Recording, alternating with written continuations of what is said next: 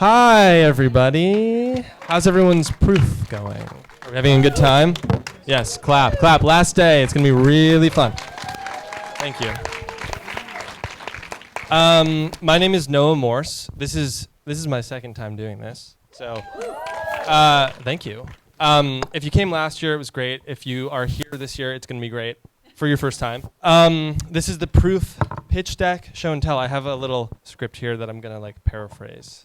But I'm not going to forget anything. So this event is for filmmakers and creators to pitch an idea, and all of you will get to see it and love it and enjoy it. And our esteemed group of panelists will give them some feedback. Everyone's going to have 5 minutes for their pitch and for feedback. I will be keeping time. Don't let me go over. Don't let them go over. It's a team effort. Just kidding. It's actually all my job. We have 8 pitches for you today. This is from a submission pool of over 100. So this is some of the best. Not that the others were bad. Everyone was really good. But this is just appropriate for today. We have a great judge panel. As I mentioned before, I'm going to introduce them now. We have an executive and leadership coach, Laverne McKinnon.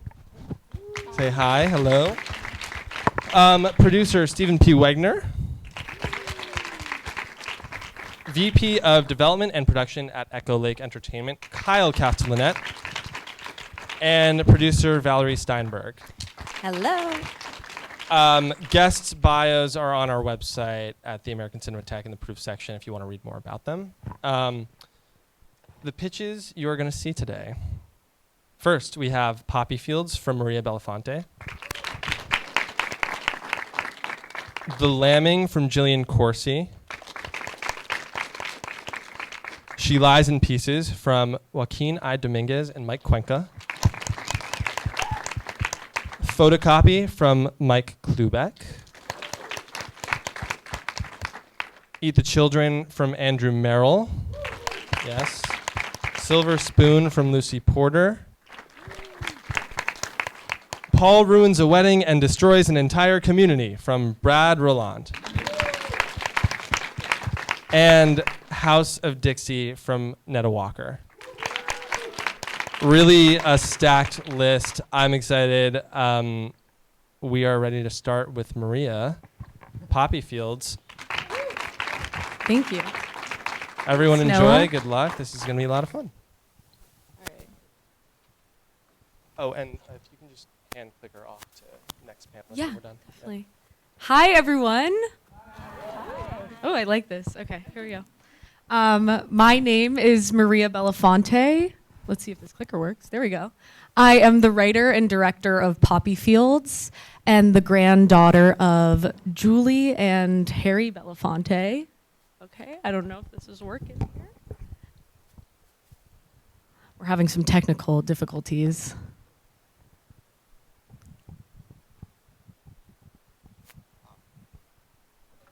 Let's see. This is a little ahead. Well, you know what? I'm just going to go and tell you about them anyway. So I am the granddaughter of Julie and Harry Belafonte, 2 of the absolute coolest people that you could ever have as grandparents. 7 months ago, I lost my grandmother, Julie, and a year before that, I lost my grandfather, Harry, who I called Poppy. This was really my first time going through loss on this level, and I was unsure on how to move through the grief of it all. None of my images are working, so let's see. There we go. Okay. Yeah, this was my first time really going through grief on this level, and I was unsure on how to move through it. So I did what I knew how to do best, and I began writing down all of my favorite memories with them, many of which took place at hotels in LA when they would come and visit for work, and I would get, to have my Eloise at the Plaza moment with them, but more importantly, I got to be a quiet observer in their lives. Or probably, actually, what they would tell you is a not-so-quiet observer, but 9-year-old girl doing her thing. I'm sure everyone in this audience has gone through loss in one way or another, and those memories that you hold truly become everything to us. And for me, those became the foundations for Poppy Fields. So if you don't mind, I'm going to slip into something a little bit more comfortable.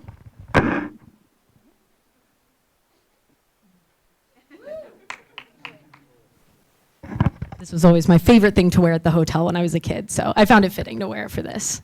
All right, so the story of Poppy Fields follows a 9-year-old girl named Maria as she sets out on a week-long stay with her grandparents, leading up to the final performance of her iconic grandfather's farewell tour.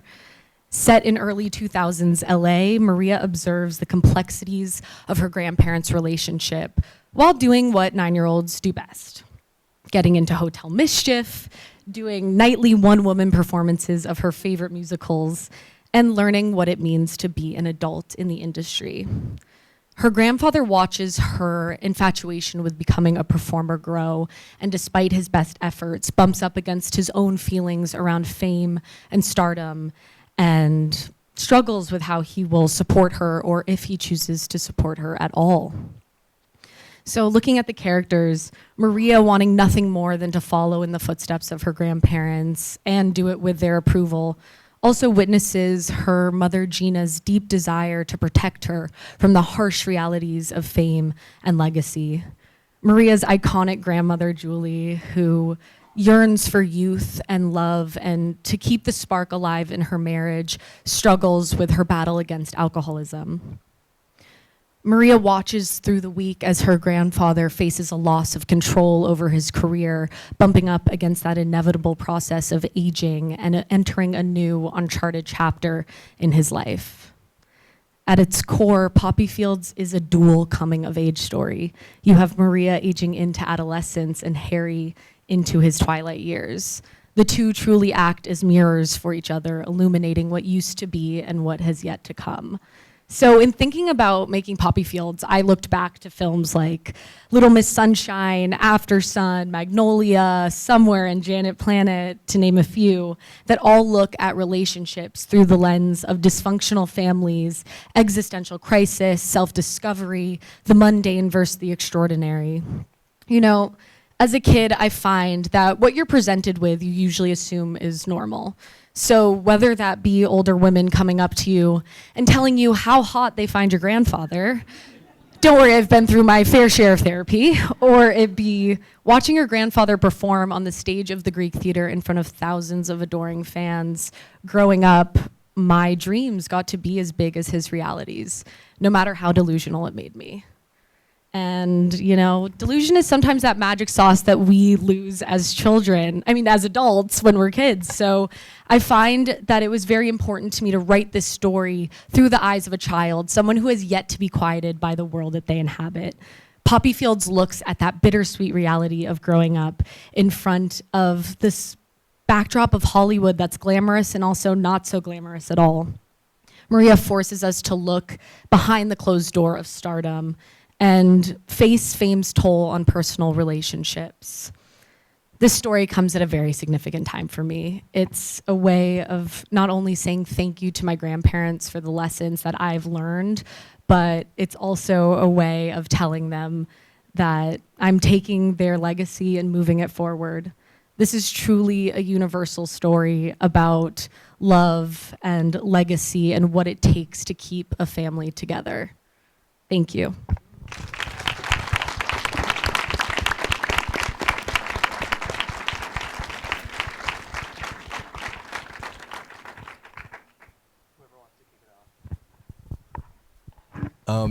So there's a screenplay you've written for this project? Yes, okay. there is. Because the point of it is excellent pitch deck, by the way. Thank you. And presentation, it was great.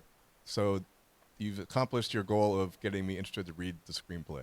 Great. Which ultimately is the true reason to make the movie. Yeah. So if the script's good, then you have a good chance. I'll get your email after this. I have a question. Yeah. What is the length of time the screenplay covers? A week. It's a week-long stay leading up to this final performance. So Maria watches her grandparents kind of go through this very intense moment of aging while also wanting to be just like them and kind of enter into this world that they're leaving in a way. So it's definitely a reflection of my own time with them. I totally agree that this does an incredible job of getting us interested in seeing more. And of course, the prompt was to do a in-person presentation, so I'm sure you made sure that this deck was visually geared, as opposed to, you probably have a version that I have the has other deck for the you guys text too, one if you for want it. emailing. Okay, cool. Yeah, but just in terms of where this leaves us here at this moment with questions, I had the same one, like confirming upfront this is a feature film. What if this was a series or a limited series? Yeah, just like definitely. making sure we knew that. That's pretty standard. And then just kind of, I guess, a question to also directly ask is, so what is the status? If you have a written screenplay, have you done anything else to get the movie made so far?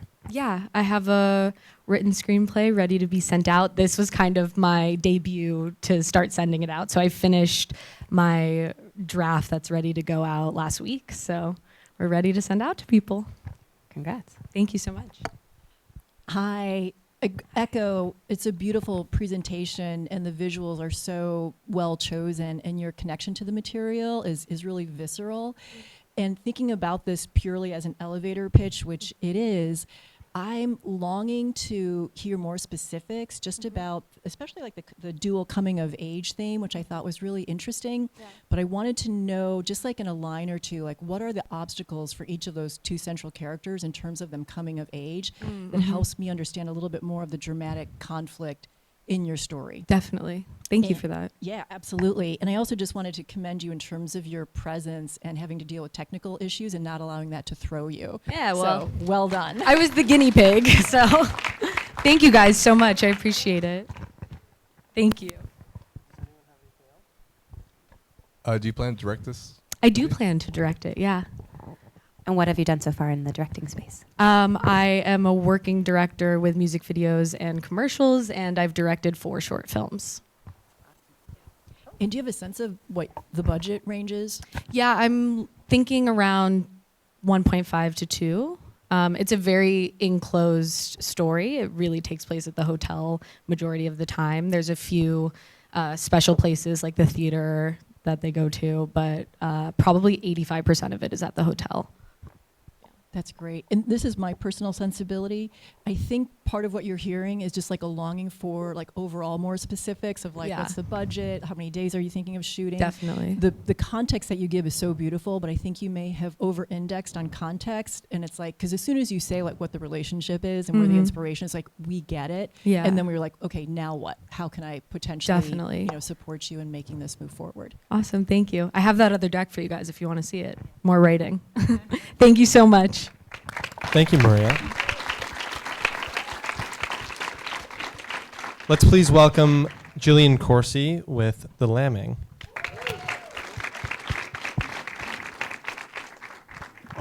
Are we space barring? Is that what we're doing? The arrows. Down, up, not that way, this way. Okay, got it. That was down, right. Sorry about that. You know how it goes. You will all be shocked to learn that I am also going to pitch you a film about a grandchild and grandparent relationship. But this time, it started about a year ago when I got a call from my parents to tell me that they were selling my grandmother's house, which would ordinarily be kind of a normal thing, except that my grandmother's house is in this small town of Moffat, Scotland, which is a really tiny sheep's town. My grandmother died in 2008, and my family has kept this house, and it's sort of been my like, well, if Hollywood doesn't work out for me or I'm not feeling really confident right now, I can always go live in Moffat and work at the bar, you know? But when they told me they were selling this house, it's sort of like all of a sudden I feel like there's a piece of me that they're selling with it. It's not just this house, it's not the furniture where my grandmother sat, it's not just that this is the last place I saw her alive, that the last time I spent with her, I knew it was going to be the last time I'd be with her. But it's sort of like a piece of my identity is going too. I'm a dual citizen of Scotland and the US. And once I sell that house, it's like Scotland isn't home anymore. So I kind of felt like I really want to make a film here. I always know, I've known for forever I wanted to make a film here. And all of a sudden, I only have a couple years to do it.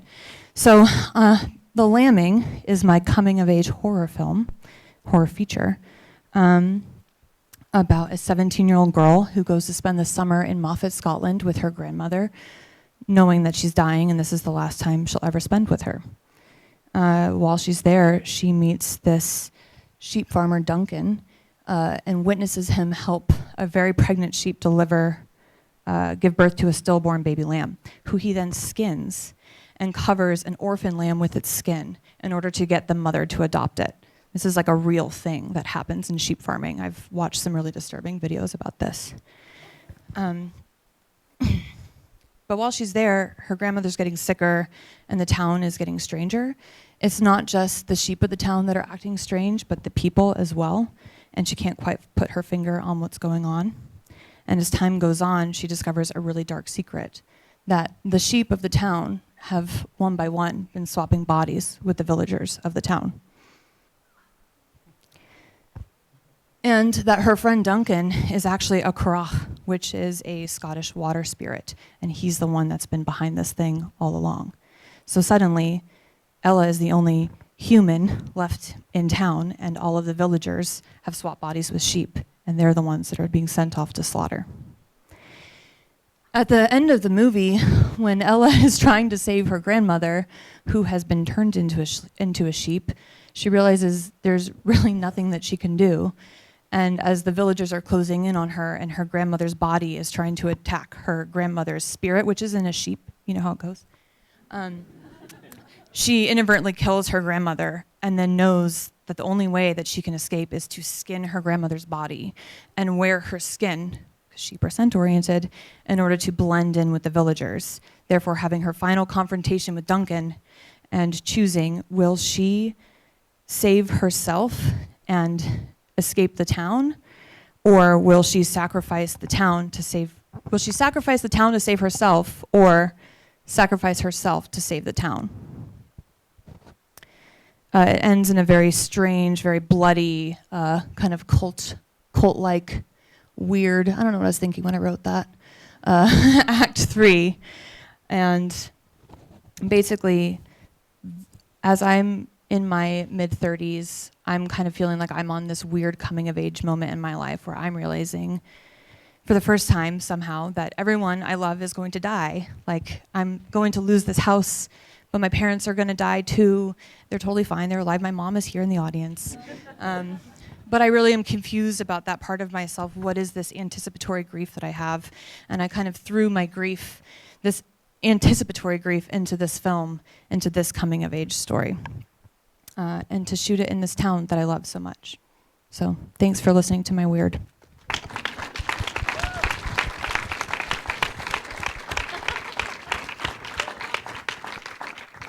I'll jump in. Great job, Jillian. Very intrigued, anticipating a lot. This is very exciting. So just to zero in on the horror element and I guess more specifically, what are the stakes and who is behind it? So there's, what is that? The spirit, the Carach. The Carach, yes. Yeah. So by the time we get to the place where every single person in the town has turned into sheep, so why do they want that to happen? What is this guy's aim? Is he the one doing it? Who's causing this and why? Yeah, so Duncan, the sheep farmer, he relates to sheep more than he does people. Mm. He's kind of pissed off at the town because he lives up in the hill. The townies always made fun of him growing up. He blames them for his mother's death. There's a whole backstory situation happening there. So really, he seizes this opportunity to kind of build his own community. Something else that's built into here too, which is a real thing that's happening to Scottish farmland, is that there's a lot of new schemes that are coming down, and farmers are being told how they can and can't farm their land. So he's pissed about that too. I had lunch with the local sheep farmers in Moffat, and that they really went on about that. So I made sure to put that in this script. Great, and then just a second little point, more just on the pitch. When you're describing the kind of climactic sequence and you're describing the grandmother as a sheep, like the spirit of the grandmother in the body of the sheep and the spirit of the sheep in the body of the grandmother, it did kind of lose me when I was unclear who was killed first. You said in order to save your grandmother. I didn't know if you meant in sheep form or her body. So maybe just some way of clarifying exactly the difference between those just in the pitch itself. Yeah, that's been really hard to figure out, honestly. But yeah, great job. What is the tone of this movie? What's some comps? Midsummer is a pretty strong comp, I think. Kind of that, there's something eerie going on, but you don't know what it is. Because there's some pretty outlandish ideas you're playing with, and humor could be very important if you're going for that or not. So you're going straight dread and. I mean, there's like a little bit of weird Scottish humor, but it's really it's sort of a love story wrapped in a horror film more than anything else. Right. Yeah, I'm curious of the execution of this in the screenplay form. If it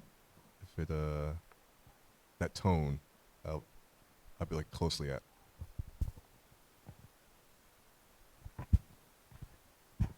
Jillian, I also appreciate your connection to the material, and I think that's something that, in addition to being a coach, I'm also an indie producer as well, and so that's something that I'm always looking for is like, why you? And I think you conveyed that really, really well. And the images, again, are also just really powerful and provocative and disturbing, which based on the type of horror film that you're writing and directing feel appropriate. I think the one thing that I got a little bit also lost on was the rules of the world. And so again, I know this is just like 5 minutes, but if there's just like a little bit of information that you could share just in terms of, yeah, just like what Duncan's objective is as it's like, as that was already asked, but also just like how they function in terms of being put into sheep form and are they communicating, or it's like, how do we exactly know that? Agreed with everything everyone said already. Like, I think the images are great, and it helps tell the story very well. I was curious and a bit confused how, and I understand like your existential crisis a little bit because I feel that myself sometimes. But I'm curious how the main character is going to experience that throughout the film. And when she kills her grandma, I don't know how we, the audience, are supposed to feel in that moment. And so I guess I want some more clarity about what her journey is, and therefore the audience's journey as well when you're going through the pitch. So, yeah. Thank you. Wait, she kills the sheep, which has her grandmother's spirit, right? She kills her grandmother's body, which Okay. has the spirit of a sheep, in order to save her sheep grandmother. I feel like my hands are helpful. It is, yeah. Her grandmother's in a sheep. Yeah. And then her grandmother's body is inhabited by a sheep. So and she her kills grandmother's grandmother coming after body. the sheep who's trying to save her from the grandmother who is her grandmother's self. And then to save her actual grandmother, she kills her grandmother's body, but then inadvertently killing them both. And so she has to wear the human body on herself? So she or the skins sheep human body? grandmother, Yeah. wears her skin in order to blend in with the villagers who are all inhabited by sheep in order to do the final confrontation with Duncan. Got it. To get to him, yeah. And what's the budget range in your mind right now? Oh, my little scrappy indie filmmaker brain wanted 1.5, but I have been speaking to a producer who's trying to get something closer to 7 to 10, which would be really cool, but I know, cautiously optimistic. And would the cast be Scottish in terms of? Entirely Scottish cast except for my lead. Oh, so because she's like you, American raised, That's dual right. citizen. Cool. Any cast in mind for that 7 to 10 budget level? I do have someone that I like. I think she's more of the scrappy version of the budget. The little girl from Big Little Lies, who used to be 8 but will be 18 by the time we go to shoot this. Yeah. That's all the time we have. Thank Thank you. you, Jillian.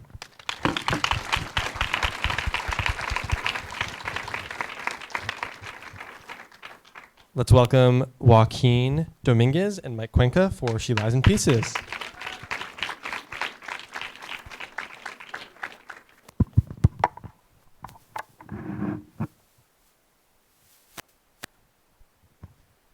How's it going, folks? I'm writer-producer Joaquin Dominguez. And I'm Mike Cuenca, co-writer and director. That's right. And this is our pitch deck show and tell for She Lies in Pieces. Niente en pedazos. That's right. Now, the intention of this deck is essentially transition our Spanish-speaking short into a Spanish-speaking feature. So let's hop in. The short synopsis goes as follows. A woman without a past, lost in an urban landscape, befriends a family of drug-addled transients. Her world is turned upside down when a group of brutal men take her in and try to force her to answer for her absence. Now, How did she get to that point? well, in our feature, we want to kind of dive deeper into Yamisel. Yamisel was a trained assassin, the best there ever La was. Femme Nikita. Yes. Leon the Professional. But deep down, really what she was is a mother of her son, Gabriel. The best of them, the best friends, close as they could be. Now, one day, a job goes awry, leading to Gabriel's death. This completely destroys Yamisel. Heartbroken. Absolutely devastated. The worst breakup you've ever had, and times it by 20. 500. It still doesn't come close. And yet, what does she do? Is she going to offer herself with all this sadness, with all this grief? No, she's going to enact revenge. She's going to go back to the mobster who killed her son and kidnapped his child. And wipe her memory clean. She essentially completely forgets of doing the act, forgets who she was. So now we're on a journey with an amnesiac Yamisel to eventually get to the drug-addled Yamisel that we saw in our short. However, that's just the tip of the iceberg. That chilling, angry, just brutal journey is just a cherry on top of what, Mike, exactly? Because to top it all off, you have this angry, sadistic, brutal mobster who will stop at nothing to find out what happened to his only son, his heir. And the one person in this planet that knows the truth can't even remember. So, you ever have those conversations with people where they're telling you a story and then midway they go, don't worry about it. And you're like, no, what happened? I want to know. So it's like that. This guy's beyond frustrated. That's We're right. also posing the question, is it better to have loved and lost or never to have loved at all? So can we as an audience condone Yamisel's reaction to her suffering? Of course, we're going to be rooting her offbeat quest for revenge. Cheering. And we're going to be doing that That's right. by placing you in her shoes. Because we're complex beings. We're not black and white or gray. We're a kaleidoscope of colors. Rainbows. So, in her shoes. So walking along with her, what she doesn't know, We don't know. And what she's learning, We're learning. And we're going to do that by blending a bunch of different styles and genres to reflect our protagonist's puzzle-like arc. Also giving the audience a thrill, guessing what comes next via misdirection. So we're going to be taking like the melodramatic flair and beauty and mystery of a Pedro Almodovar feature, mixed in with a Safdie's-like hyper-reality, leaning towards the 70s New Hollywood aesthetics of emphasizing character-driven stories over plot. And we're going to be drawing this story from our Hispanic culture, nuestra cultura, That's right. our background, Raíces. our heritage, and hopefully spotlighting undiscovered Spanish talent. Now, obviously, this is proof, so we want to shoot for the stars. If we can't find that undiscovered talent, we also are thinking maybe Zoe Saldana or Rosario Dawson for Yamisel. For our big bad, maybe Miguel Sandoval, Ricardo Darín, Andy Garcia. Where we are right now in our process is essentially we are transitioning our treatment into a script. We're looking for financiers, we're looking for support and backers. But bottom line, we've been in the game for a long time. Mike, how many films have you made? Made 11 feature films, and in the last 3 years, made 7. That's right. And together we've made about 4 to 5 right now. We're looking for backing, we care, what do we? It's time to graduate. I think, that's right, right. It's time to graduate. Please trust us with this project. We really want to do it. We believe in it.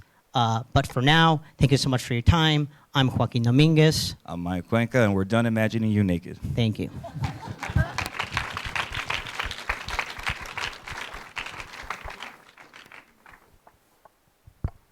I'll jump in.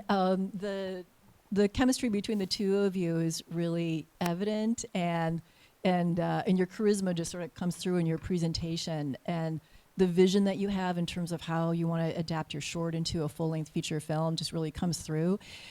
In terms of feedback as a growth opportunity, my personal preference is to focus on 1 or 2 themes as opposed to several, because it feels then it starts to get like a little bit muddy, and it was such a contrast in terms of how you started with the clear vision, and then when you went into so many themes and then also so many comps, I started to get overwhelmed, and I'm like, I'm starting to lose sense of what this movie is. Yeah, I totally agree with that, actually. When you have so many themes, we begin to worry what's the actual main theme, what's the theme that carries the story through, and it's kind of all over the place, so then we're losing confidence in what the story is. So I would hone it pretty clearly and not shoot so wide. So first of all, you referred to it originally as a Spanish language movie, and then are you guys from Spain? I'm Cuban. Okay. And I'm Argentine. Okay, cool. That would have been awesome to include early on, because I was trying to hear any reference to the nationality that you guys have, because obviously when we're talking about film funding, that's an important factor. I think you did say something about you used Spanish as an adjective as well. The only reason I would have guessed that. But yeah, obviously, depending on what country. So where do you plan to shoot the film? Ideally, we'd like to shoot it in Cuba. That won't happen. Yes. But if not, either Cuba, if not Argentina. And Buenos is the Aires. story set in Cuba? Yes. Well, it's set in like a metropolitan Cuba or metropolitan Argentina. Yes, exactly. Okay, cool. And then just a feedback that might just have been my personal opinion, but given that we're here to talk about the feature film, and of course this is the Proof Film Festival where we know it's based off of a short, I think there were a fair number of references in the earlier part of the deck to this is what the short does and this is how the feature is different, even in the earlier part of the pitch, but we haven't seen the short. Maybe if we had, that would have been context that could have helped us take it in, but it just felt like I was trying to learn what the short was and now what the feature is going to be, where at this juncture all we need to know is what is the feature story. So maybe I could have used a little less of referencing the short, but just being aware that there is something to watch as a proof of concept. And then, yeah, otherwise, the thing that intrigued me most is talking about the amnesia aspect and when she loses her memory. I'm thinking of movies I love like Memento and, you know, how someone in kind of a thriller context deals with memory loss. So you kind of really captured my interest there. And then in the sort of second half of the pitch, similar to what the others were saying about talking about lots of themes, I kind of want to know a little bit more about the story and how that specifically comes into play. Basically, all of their notes are my notes. I will just say this. You guys are hilarious. Thank you. I was engaged the whole time, so that you should definitely applaud yourself for that, because I was like, what is going on? I'm so interested, and I'm going to have so many questions for you probably later, but again, like everything they already said, I'd probably re-articulate and re-say. And also, you're the director and you both are co-writers and you're the producer. I only know that because I have notes, but that would have been really helpful to just clarify, I think, at the beginning as well. Oh, they did say that. We mentioned it. Sorry. Up front. But either way, I knew it, so we're good. You said you're formalizing a screenplay? What was the... Yeah, from the treatment that we have. Okay. And so you've made many features. Were those all very low-budget features? How have you been so prolific? Micro, low budget. One of them is premiering next week at the Cinematheque. That one's already picked up for distribution. Nice. And it's played worldwide as well. So it's all self-funded. And this one, you said you want to step up to a bigger budget level for the first time? And that's the thing. Yeah, ideally. Yes. What's that hop? Like, what kind of range were you working in, and where do you hope to work? Generally, we work in anywhere between 6 to about 15 grand. Garner between us, and then from there we want to obviously hop up to about 1 to 1.5 million. Yes. Cool. All right. Thank you. Cool. Thank you, guys.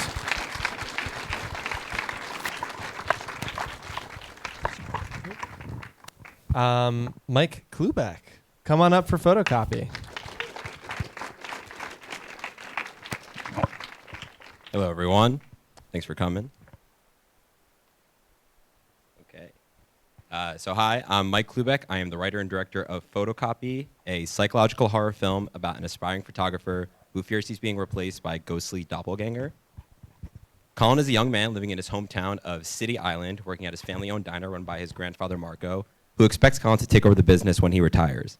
However, Colin has his own dreams of moving to New York City and being a photographer. So when Marco announces his retirement, a brutal argument between the two erupts, leading Colin to leave for New York without saying goodbye. In New York, as Colin struggles to build his career, he begins to spot a mysterious doppelganger of himself. Disturbed, he falls down an internet rabbit hole and learns that a doppelganger can appear during an identity crisis and is an omen of death.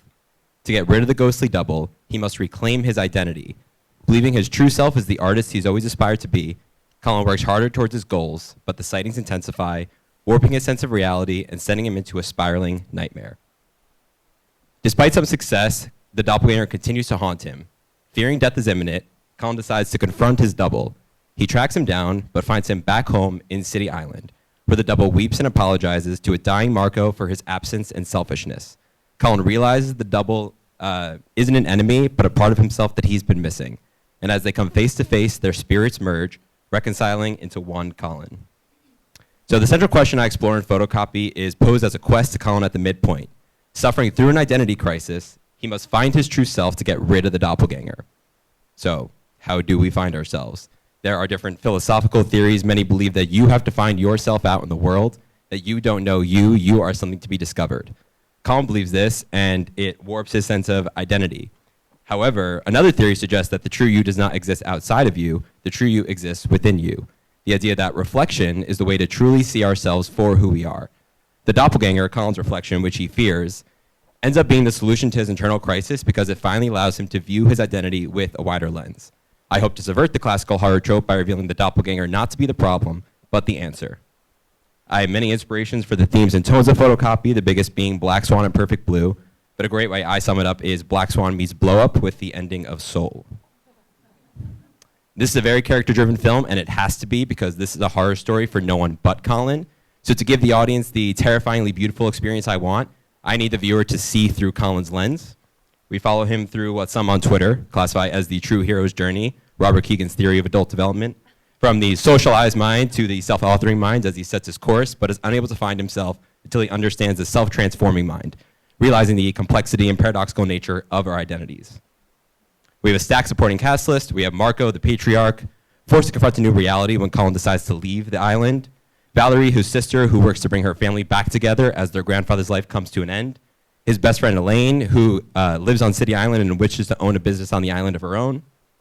Then we have in the city, Laura, the CEO of Streets of New York, a photo publication Colin dreams to work for, who he desperately tries to impress. Jacob, the intern at Streets of New York, who admires Colin's photography, and Brandon, the staff photographer, who Colin admires and tries to become like. Our two main locations are City Island, Colin's hometown, a picturesque place that feels like a cage to him. We're immersed in the peaceful, mundane life to reflect his sense of monotony. Suddenly, we're transported to the streets of New York City, where the chaotic environment mirrors his inner turmoil. The city's relentless rhythm demands growth, offering both opportunity and isolation. It's a place where the vastness can overwhelm, making it easy to feel lost, just like Colin is in his own mind. Photography plays a central role in the film, both through plot and theme due to its impact on memory and perspective. Colin finds his passion for photography growing up, shooting the familiar, but he wants to transition to street photography, the art of discovering life, meaning, and purpose in the unfamiliar. The distance from his subjects mirrors the inner disconnection that he struggles with, and as Colin's worldview and priorities narrow, so does his form of photography. And as Colin's reality disintegrates into abstraction, so does his photography. I have a proof of concept for the film, which I began to explore the themes, which you can review online here. Photocopy is a film that I wrote after graduating college, a time of stagnation and isolation into COVID, where I realized that although I felt immense personal growth since leaving my hometown, I both felt closer to my true self, but also distant from the self that I had known the rest of my adolescence. How could I feel so close yet so distant from my own identity? So I wrote Photocopy to explore the relationship my identity has with my adolescence as I transitioned to adulthood, merging the horror with the coming of age to tell a story with both suspense and heart. This is a contemporary post-pandemic film that could connect with a vast audience because it tells a universal story about the loss of self that comes during times of change and the journey to rediscover oneself again after all has been lost. I have an incredibly talented producer and executive producer on board, and we've just attached a casting director and have begun casting. But we need money like everyone here. We're looking for $850,000, and we hope to shoot in 2025 and release in 2026. This is a film that I wrote around me and my peers' extensive experience working and living in New York City for the past decade, learning how to shoot guerrilla style on the streets for low budgets but producing high production value. And this is a method that we hope to emulate with the production of Photocopy. Thank you.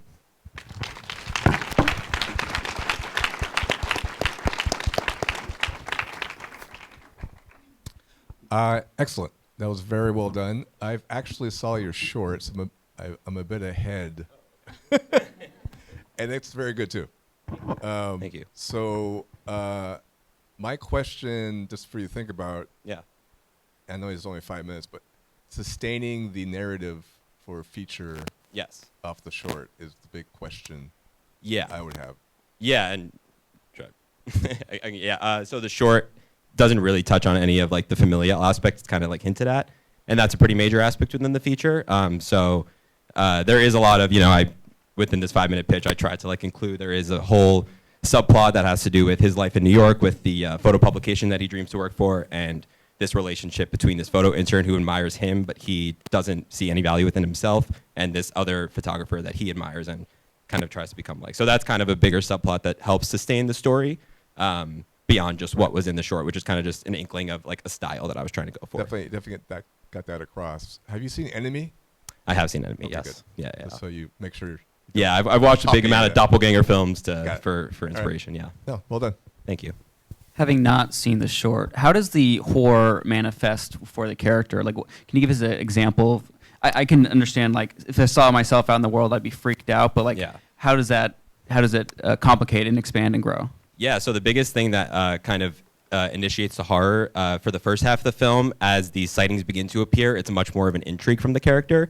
He's much more trying to kind of chase after it and figure out what it is. But like I said, at the midpoint is kind of when he gets this, discovers that seeing your own doppelganger is an omen of death, and that's very influenced by, it's a certain podcast that he is finds online. So a lot of the horror comes from this idea that the doppelganger is eventually going to lead to his death, and the podcaster is influencing him to avoid it. So that's kind of where the horror comes in, and then the rest of it's very psychological. Perfect Blue is a great example, if you've seen it, of how the psychological aspect of kind of dealing with your own identity, trying to figure yourself out in the world, but also this presence of this force kind of begins to abstract your reality for the viewer and then also for Colin in his mind. So yeah, that's kind of where. Is there fear that the doppelganger is going to replace him? That's why it's going to Yes. lead to his death? Yes, yeah. And that's introduced through the podcast that he listens to, which is down a Reddit rabbit hole like we have all fallen down before. And that kind of is what influences a lot of his fears. And he continues to listen to that, even though at the end we kind of subvert that it wasn't actually something to be feared. But he just begins to believe it is, and that's where a lot of the horror comes from. It's very psychological. This is going to be your first feature? Yes, would be a debut feature. Awesome. Yeah, you mentioned at the end, just quickly, that you have a track record of getting a lot of production value from low budgets, and maybe you're referring to your short, or I'd just love to hear a little bit more about your directing background.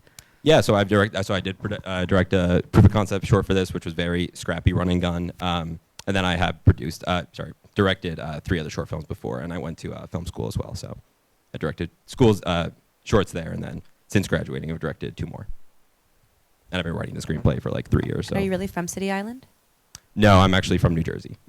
But City Island is kind of right outside New York City, so the parallel is, living very close to New York, but still feeling this distance and, this isolation from it, even though you live in such close proximity, which kind of plays a factor in the rest of the film through the screenplay, which is written. Yeah. To go in a completely different direction, Sure. because my colleagues here have covered a lot of territory.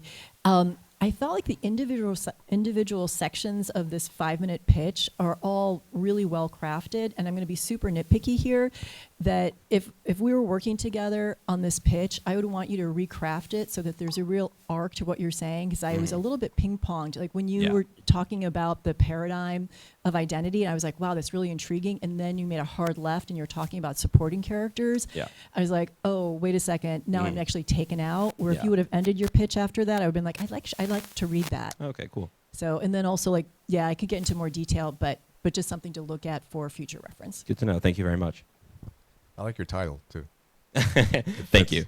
Thank you. Is that everyone? Think we're cool?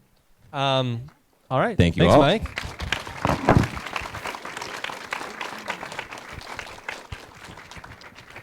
Let's please welcome Andrew Merrill for Eat the Children.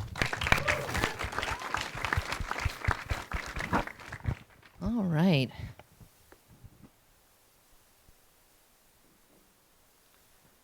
Ugh. Hello, everyone. I'm Andrew Merrill. I've been a writer-director for over 2 decades, and Eat the Children, my screenplay, will be the second feature film I direct. It's about a high school senior trying to escape his parents over summer break by house-sitting for an older couple, only for them to abduct him and force him to be their long-dead son. It's a coming-of-age horror movie about the parent-child dynamic, of wanting to forge your own identity, of being on your own, but becoming increasingly dependent on your parents in this uncertain world. And this is the first generation that's going to have it worse than their parents. And it's this existential backdrop that is the beginning of Eat the Children, where Brandon's life basically falls apart. He's a senior in high school. He's not quite a child. He's not quite an adult. He's about to spread his wings and leave the nest when his parents lose the nest. They lose everything. And his once promising future at Stanford fades before his very eyes. So when he comes across a job listing for a house-sitting position, it seems like the perfect way to get away from his parents and that crummy motel he's sharing with them. The homeowners, Owen and Elaine Kress, they're a nice older couple. They need someone to watch their pets. It's practically paid vacation. Although during the interview, Owen doesn't seem to think they need a house sitter anymore, but Elaine really pushes for it, and Brandon gets the job. So what does he do? He's an 18-year-old with a house to himself. He has friends over. He parties. Anything to get a sense of control of his life. But there's only so long you can hide from your problems. And turns out Owen and Elaine never left. They've been watching him through holes in the walls, and they've been living this sick fantasy that he is their dead son, Spencer. Obviously, he is not cool with this. He freaks out, and they have to pump him full of drugs, and they attach a shock collar to his neck, and they shower him with love. Brandon realizes if he's ever going to get out of there alive, he is going to need to play along. But can he be Spencer and not mistake the cage for home? Now, my favorite horror movies are ones that seemingly take place in the real world. They could be happening right up the street as we speak right now. They tackle themes that we're grappling with today. And Eat the Children is a film that anyone with a parent can relate to. Did they have you to be your own person? Or are you here just to keep them company in their final years as this world goes to shit? Now, the film is going to be a combination of the art that has inspired me as a filmmaker. It's going to be a little Stephen King, weird, funny, scary. It's going to be Charlie Kaufman with complex three-dimensional characters, navigating a plot that takes you where you don't expect. It's going to be Paul Thomas Anderson, Kubrick, De Palma, long master shots, carefully crafted, letting the actors bounce off of each other. But in the end, it's going to be very me. It has to be. Film is personal. It's going to be like none of these other guys because I'm pouring my fears and my concerns for the future. Do I even want to be a father? What will my kids inherit from me? Will I be any good at it? Now, as the vision has grown bigger, I realized that I couldn't self-fund this like my previous projects. Right? If I'm going to ask an audience to come to a theater, I need to earn that. And so I am looking to expand my team. Right? I'm not looking for a parent. I'm looking for partners who are interested in my journey as a filmmaker. If you want to read the script, come find me. It's funny, it's fucked up, it's scary, it's uncomfortable, it's a wild ride, and I think you're going to really enjoy it. I'm Andrew Merrill. Thank you so much for your time.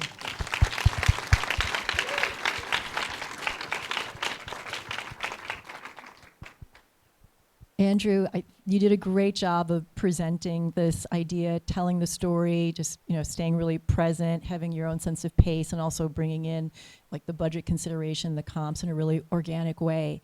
And I also just want to say this out loud too, just even like your opening line of establishing your credibility in terms of you are a filmmaker, you've already shot a feature, so that was really, really awesome. My one really nitpicky comment, because I felt like presentation-wise this was really solid, is that when you introduce the couple as observing your central character, I think you may have heard the audience go, ooh, but then I can't remember exactly what your words were, and that was like where the twist of something. That would be a great place for you to say, a la, and then give us a comp, because that was a tonal shift for me in terms of the story, and so my hand just needed to be held a little bit more in terms of what you were thinking. What stage in the story does he know they're watching him and know they're there? I have devised a section of the script, probably like around the 25-minute mark, 30-minute mark, okay, where time starts to slip for him, and he doesn't realize it, but as an audience, we are seeing strange little things happen, and him showing up in different rooms and kind of like catching up to the audience. And then they reveal themselves shortly thereafter. So the end of the first act is they're present and they control it through It's the rest of the film? closer probably to the 30-minute mark. Yeah. So you have one location, basically. You can shoot this in the house. It's basically one location, although I peppered in breathing breathing room scenes. So there's a little bit of the motel where the parents are staying. There's Stanford because there's a little bit of a time jump Right. at a certain point. But the one location keeps your budget down too. Yes. So that's a good thing. Yeah. Yeah.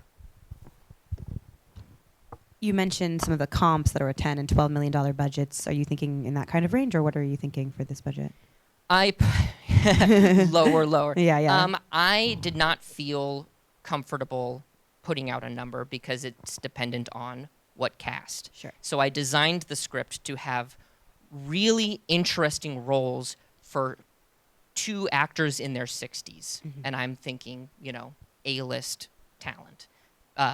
My first film, struggling to get people to watch it, I'm like, I want to just stack this movie with as many recognizable faces as possible. So I think it's cast dependent, but it's very flexible. Can you tell us a little more about your first film? Yeah. Rot, I designed it to shoot on the weekends so that I wouldn't have to quit my job. And it was a crazy, crazy 2 months, but it went off flawlessly. We stuck to the schedule, and I paid with my own money, and we got it distributed. I got it on Shudder. I got written up on the New York Times. And so, check, didn't make my money back, though. So that's why I'm kind of like, let's do it a little different. Not unusual. Who's in the cast for this film? What's your budget in that movie? On Rot. On Rot, Yeah. it was $70,000 all in. I'm never going to financially recover. But who needs a house? The big earthquake will hit. More trouble so. than they're worth, apparently. And then, but it was filled with. I mean, we cast it ourselves, and so it was a long process of just finding people who would take a chance and book a couple of random weekends over the course of a couple months. But we did it. So. Was Rot also a psychological horror film similar to Yes. this in tone? Yeah. But the first film is halfway through, I was kind of like, oh, I don't think that this is the style. Everything that I've designed the script around a certain style, and I was like, you know what? I don't know if this is indicative of who I want to be. And I have course corrected from that. Awesome. Yeah. Thank you all very Thank you. much. Thank you. Thank you, Andrew.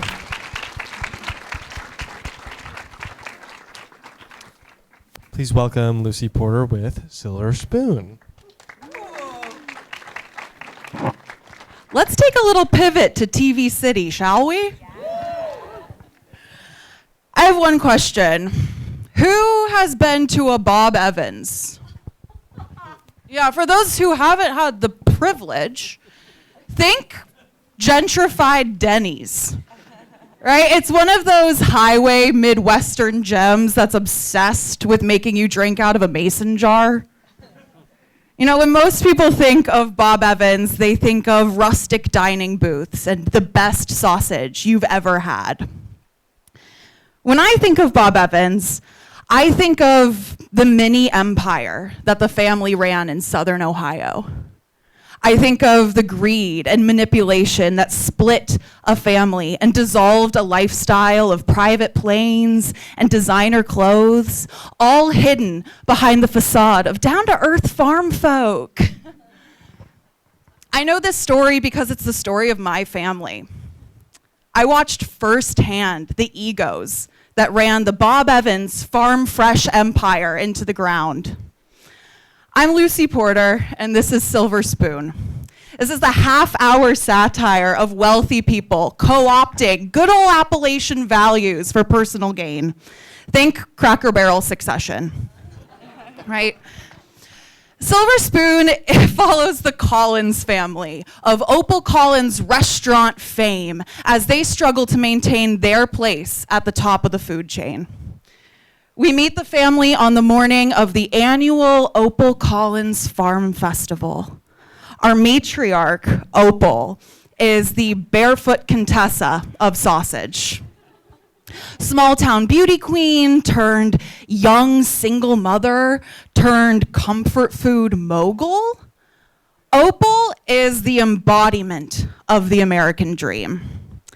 She married Rudy Collins to get the capital to build the perfect family and the perfect business. It was a good marriage and a great partnership until Rudy dies suddenly alone in the kitchen. Just 4 months after Rudy's passing, Opal's 3 adult children gather at the farm for the festival. The oldest, Arden, is determined to prove herself as the heir apparent to the sausage throne. As the only child from Opal's previous life before restaurant glory, Arden lacks that natural charisma at the center of the family business. But she's trying to make up for it with blind determination. So while Arden's on this war path to solidify her role in the company and the family, her siblings, Lauren and Beck, are doing their best to stay out of her way, which is hard to do when it's your sister and you don't respect her. The middle child, Beck, as the only son in a matriarchy masquerading as a patriarchy, has resigned himself to a life of Arden in charge. He has known that at every step of the way, somebody else would handle the important things for him. So he has thrived in this world without responsibility. The youngest, Lauren, is often seen as the spare in a family with such fervent capitalistic value. You know, her vegetarian lifestyle and her endless optimism sets her apart as the most individualistic of the siblings, which is seen as a direct assault on the family values. The festival comes to a close with Opal staging a surprise ceremony in the center of the farm, where she gets married to longtime family friend Doc Wilson. Doc Wilson is a grocery store mogul and a known schmoozer in the community. This happens just as the kids discover that the company has fallen into serious financial jeopardy, all thanks to the actions of their late father, Rudy. Silver Spoon is a whimsical satire for a culture fascinated by niche, weird wealth. Over the course of the first season, we watch Arden, Lauren, and Beck forced to work together to protect Opal. They fend off internalized masculinity, ongoing grief, annoying PETA investigators, all to protect Opal, but little do they know, Opal doesn't need protecting. We see this family scramble to preserve their legacy, all while asking, do they really want to know how the sausage gets made? From the lore of the Bob Evans dynasty, I became a dynamic storyteller with a profound understanding that there is nothing funnier than treating a sausage restaurant like a matter of life or death. So join me on the farm for a full spread of stories with the warmth of bean soup and the coldness of a mother who's never said she's proud of you. Thank you, I'm Lucy Porter.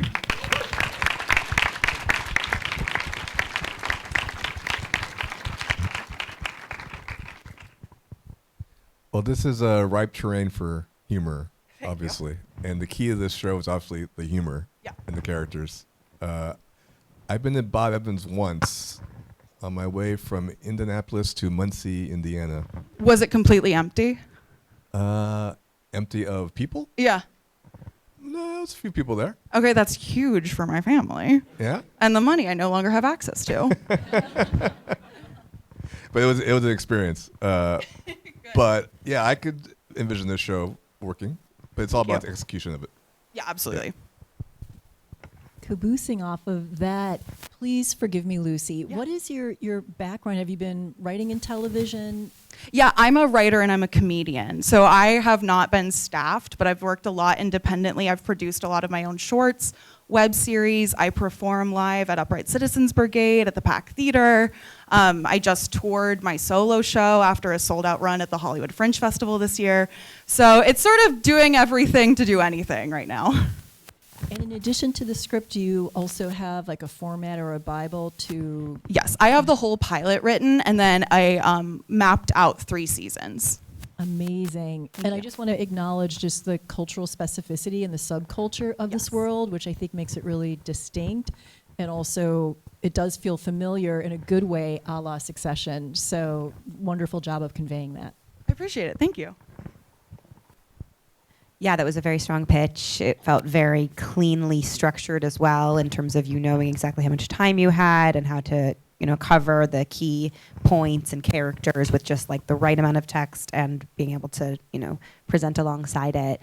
I think you said this, but I'm still a little bit unclear. So you directly come from the lineage of the Bob Evans? Yeah, Okay. Bob Evans is founded by a group of cousins. So my great-grandfather is Tim Evans, the cousin of Bob Evans. Tim was the last living founder.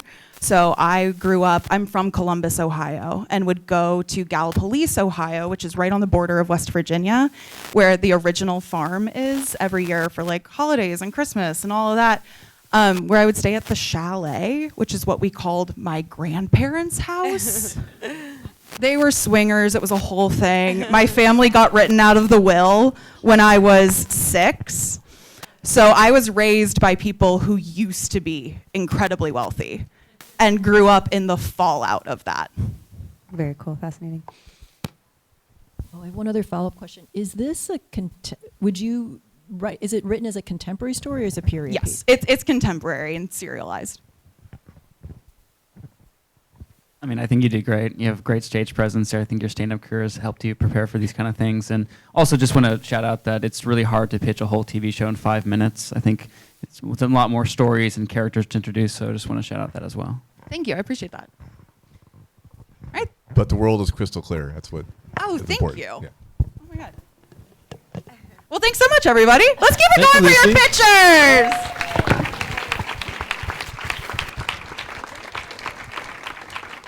Please welcome Brad Relant with Paul Ruins a Wedding and Destroys an Entire Community. Hi. Hello. My name's Brad Relant, and I'm presenting Paul Ruins a Wedding and Destroys an Entire Community. It's directed by me. It's written by me and my friend Clev, who's somewhere over there. It is a frantic, chaotic comedy of errors, and it's told entirely from an aerial point of view, which means at all times the camera's positioned high above the characters, and we see many things happening at once at all times. It's every scene is a deliberate and intricate composition, and basically it looks like Where's Waldo at all times. And throughout the film, as the action unfolds, we guide the viewer's attention by either zooming in digitally or using visual cues and sound effects to guide their attention. And I've been practicing this in my own short films for the past few years, and I plan to execute it at a larger scale with a proof of concept for this feature. So it's time we meet Paul. Paul is a hapless, naive, childish dimwit.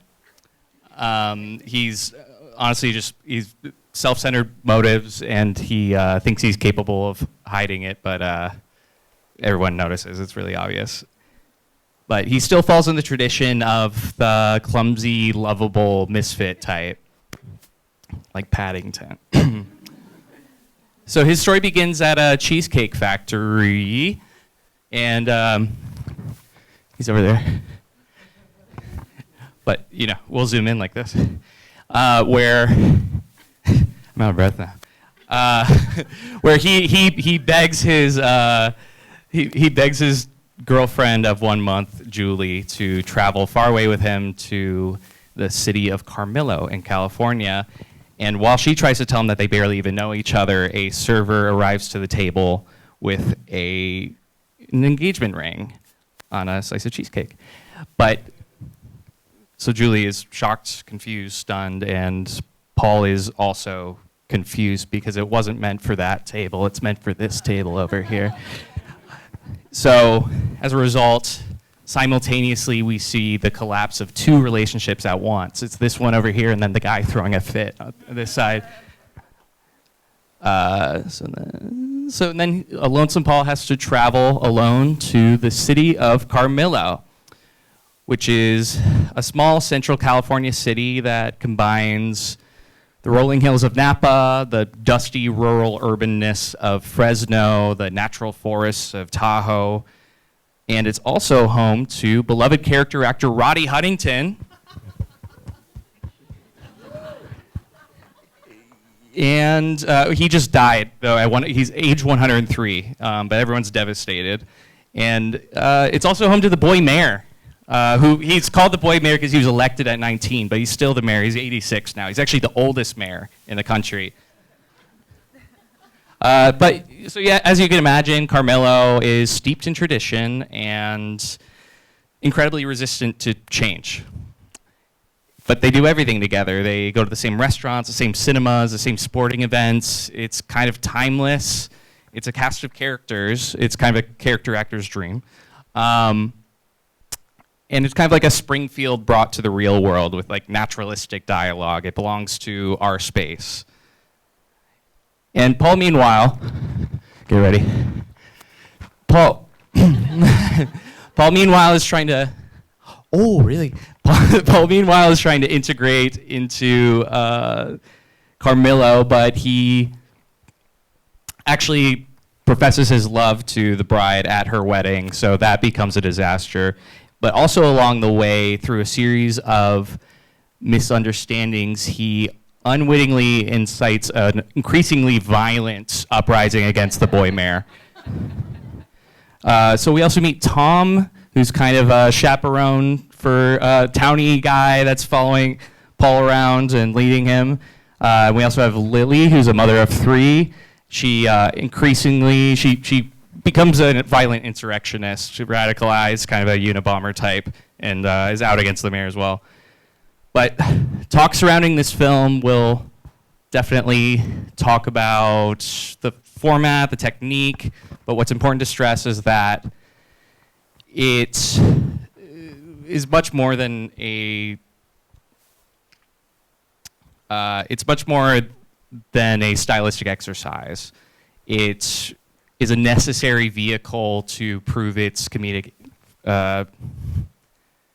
It's a necessary vehicle for its comedic impact and its emotional impact, and it's the only way to tell this story because this is about a community and it's about loneliness and about the distance between each other. So when we're positioned in this way, we see the way that people divide and the way that people make space away from each other. But at the same time, the thesis is life-affirming because at the end, when everyone learns to accept change, Paul, in the final image, watches over as the community watches a Roddy Huntington film together, having learned to accept change and to come together as a community. Thank you very much.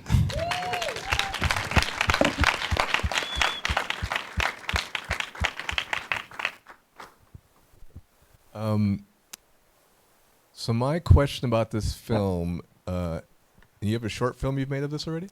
Yeah, I'm making it this winter. You're making it this winter. So my concern about this concept is how could it possibly sustain a feature film? So that short is extremely important. Yeah. And even if it does work, I still have concerns about sustaining a feature film because at a distance, keeps the audience at a distance. So engagement might be an issue over the course of this film. It's actually very quirky. I'm not clear what the story really is, to be honest. But it's a concept. I mean, but you gotta have that short. Sure. Otherwise, you got nothing because that has to prove it could work. Right, and I also plan to prepare like a full animatic, a full feature animatic to come with it to, because I think that actually just wouldn't take too long to put together since it's just single images that you'd be moving around. And an additional proof of concept short. You said you've been, though, practicing this concept. Have you been doing kind of like little shoots or more photos, or in what way have you been kind of prepping that? I've made 2 10-minute short films. One is filmed at the Grove. I filmed from the parking garage, and then another one's filmed at a McDonald's parking lot. I so love a big, gigantic swing. So kudos to you for making that swing, and it is really clear that you see it in your head. And just to echo and maybe drive home a little bit more of what Steve was saying, is that the visual hook is so clear. I think in terms of like this short pitch, I need the same clarity and cleanness of the story hook, because I couldn't quite grasp that. And I think marrying those two might be more helpful to you finding the right match of people who could support you with this. Sure. Yeah, I can tell that you had a whole pitch prepared, and I think I saw that you realized you're running out of time, and you're like, oh, I need to rush through it. So I totally appreciate that, and I think, obviously you now know how to condense it maybe into the 5-minute period. I would echo that. Like, I think I feel like there's one or two films that have tried this kind of thing, but it's certainly not mainstream, and I think that is part of what investors are looking for, of course, is to make their money back. So, as Steve said, like making sure that the story is solid, that the visual style works, and you know how to capture people's attention. Because I also love a big swing, so would love to see you succeed in that way. Thank you.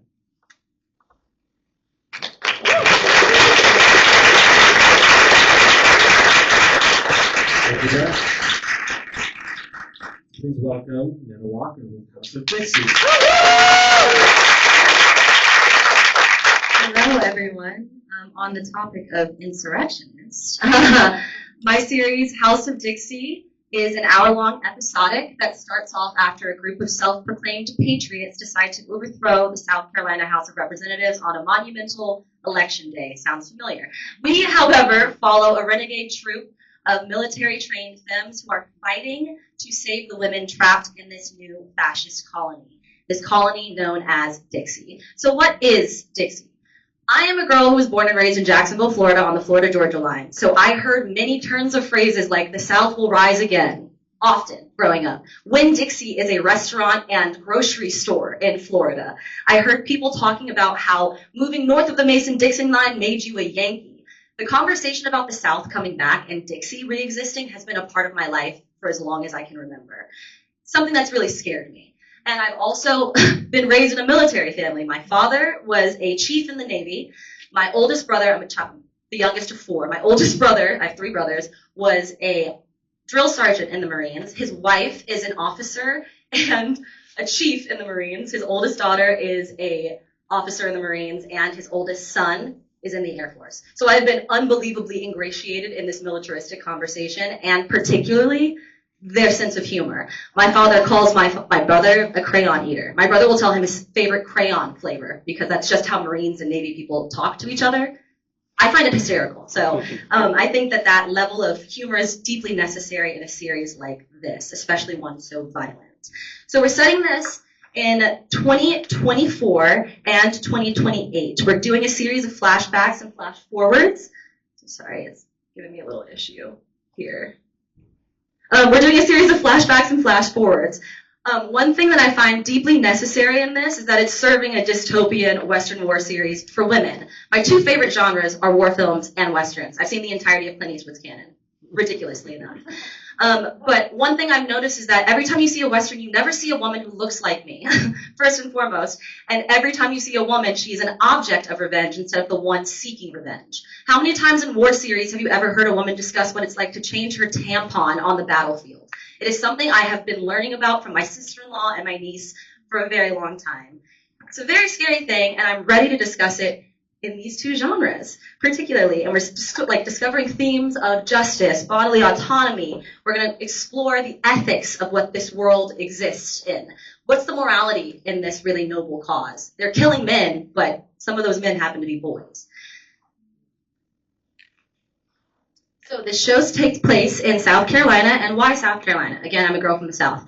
South Carolina is one of the only states in the United States that has a dual military base for the Navy and the Marines called Parris Island. My brother was stationed there with his family, and my father spent some time there as well. It's an incredibly conservative state, and I think conversations like this, especially within military families in the South and red states, with two lead characters who happen to be queer brown women, would create an entire conversation culturally in the South.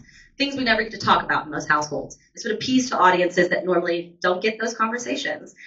South Carolina also happens to be a state that offers 30% tax rebates whenever you're shooting there. So I want to save more money. So here's some of our comps. We're talking about Westerns.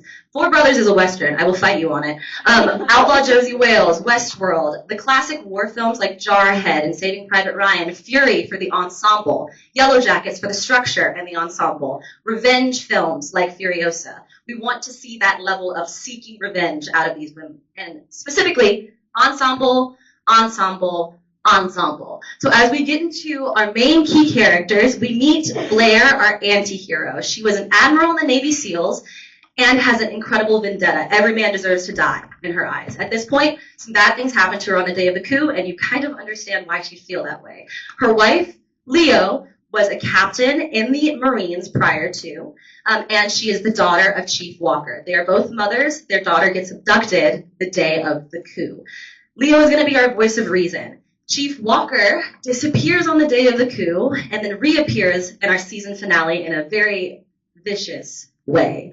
Lee will be the heart of our story. She's a young girl who has escaped this place of Dixie by disguising herself as a boy, and she mysteriously happens to be the exact age that Leo and Blair's daughter would be, who went missing in 2024. So here's some more photos. We're going to get into some of these comps. Ensemble-wise, I reiterate, we're looking at ensemble storytelling. What does it mean to have to form a bond with people when you're in really, really terrible circumstances? And that's what we see in Fury and Furiosa. And then these are clearly like Leo comps. We'll get a little bit into season 1. What we're going to see here is the fall of South Carolina and the rise of Dixie, as well as our renegade women taking over Dixie in their suicide mission, where most of them, almost if not all of them, die. Along the way, we're forced to question the pursuit of their noble cause based off of their actions. Is it morally right? Probably not. Episodically, we're going to have a natural 5-act structure for a 1-hour series. We're going to be looking at ensemble. Again, ensemble, ensemble, ensemble. It's very important.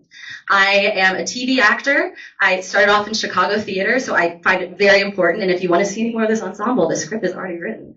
So I'm going to leave you with this. This particular series breaks the mold. Because how many times do I have to wait to watch a woman who looks like me in a war film? How do I have to wait to watch a woman that looks like me in a Western? We want to break down these genres, and we want to see more people like me in these genres. Women can be anti-heroes who lack reason. Women can be sharpshooters. They can have vendettas. They can be out for a vengeance.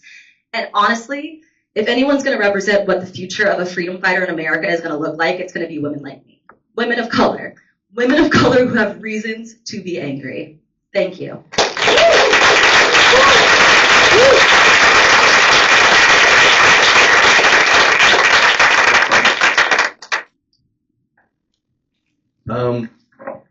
What is the coup? What happened exactly? I'm confused. So it takes place the day that the House of Representatives are voting for women's bodily autonomy, specifically abortion rights in South Carolina. And this state of Dixie decides that they're going to reclaim the South and all of the women in it. So there's a slow coup happening in the Southern America, the key 11 states that they normally call themselves. Yeah, we're watching this coup happen, and Dixie's coming back. And it's all women?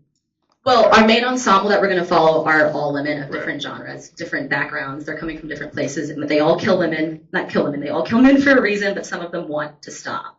But we don't. So the anger or revenge is based on what exactly? I'm trying to figure out what so the coup happens. Mm-hmm. So they're pissed off at the men? Men are abducting women and using them to reproduce. And that's where the anger is coming from. Yeah. Yeah. Okay. Very like Handmaid's Tale-esque. Got it. But I'm tired of seeing the women suffer. I wanted to see the women fighting, to see the women that were suffering free. Okay. You need a little more clarity on the world we're in, exactly what's happening. I was a little confused. Okay, great. Okay. Thank you. Just to riff off of that, so I get that we're in Dixie, which is it South Carolina? Is Dixie aka South Carolina? Is it a fictional South Carolina? Dixie is the new South Carolina. So this regime that's taken over are calling themselves Dixie, and they're taking over the South. in its entirety. South Carolina is just the first state. And this sort of like, let's redo the Civil War and like basically and have the South win this time and Oh my the God, Confederacy. yeah. So, but these are women fighting for women's rights, some liberal values, or are they fighting for the traditional values of the South? Or like These women are fighting to free the women that are trapped in this regime. Like they're trapped in this colony where these men are using them. So we're going to watch the military invade their colony and bring the women back and then start training them to be a part of their militia. So it's geographically that they're trying to take over the South, but in terms of values, it's traditionalist as well. Okay. Yeah. That's the Western aspect. So when we flash forward, we're going to see more like Westworld influences. These men want to see women in the olden days, so they start dressing this way. I so resonate with the themes and the genres that you have chosen for this story. I feel like, yeah, if this was on television, I would absolutely watch it and binge it. Just a little bit of feedback in terms of the presentation part of it, which echo what my colleague said up here. There's several places where you get repetitive, and then I'm not sure, because I also felt like you were sensitive to the ticking clock of 5 minutes, and I so wanted to just maybe cut your pitch by a third so that you could slow down, and because some of the stuff is it's already in your pitch, but because you're speaking so quickly, we missed it. Okay, great. And I'm getting really, really nitpicky here. The repetition, it works against you in terms of your credibility, and so you just want to be really clean, clear, specific, and just slow down, and then that gives us more confidence in your ability to take us across the finish line. Great, thank you. Can I ask why you want to make this to a TV show versus a movie? Yes, absolutely. One of the biggest things to me growing up watching Westerns, I hated the fact that I really did never see women who looked like me that weren't being assaulted, essentially. I just saw this Western that I was not very happy about, and thought, why do I not have a series where women are doing this? Same with war series. I feel like there's always this huge conversation around the importance of masculinity in these worlds. A movie does not encapsulate what I feel like this story can do. There's just such a grand myriad of women that I can find and explore in terms of these characters and conflict between all of them that I think would be really exciting for a series versus just making one particular film.